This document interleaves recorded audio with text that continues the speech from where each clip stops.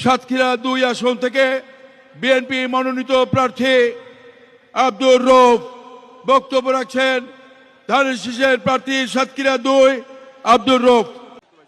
বিসমিল্লাহির রহমানির রহিম। আজকে সংসদ নির্বাচনের জনসভার সভাপতি ও আমার প্রধান অতিথি, আসসালামু আলাইকুম।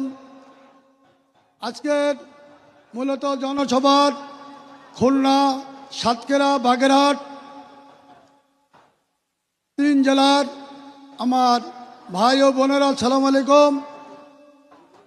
আমরা সাতক্ষীরা 4টে আসন ধানের শীষে ইনশাল্লাহ বিজয় করব। এখানে মূলত জমাতের ঘাঁটি ছিল, ইনশাল্লাহ আমরা পরিবর্তন করে ফেলেছি। ইনশাল্লাহ আমরা জমাতের জন্য এই বাংলাদেশের কোনো অস্তিত্ব না থাকে, আমরা সারা বাংলাদেশ যেন ধানের শীষ বিজয় হয়, আমরা সকলেই একতাবদ্ধ হয়ে আমরা বাংলাদেশকে নতুন করে আবার গড়ব।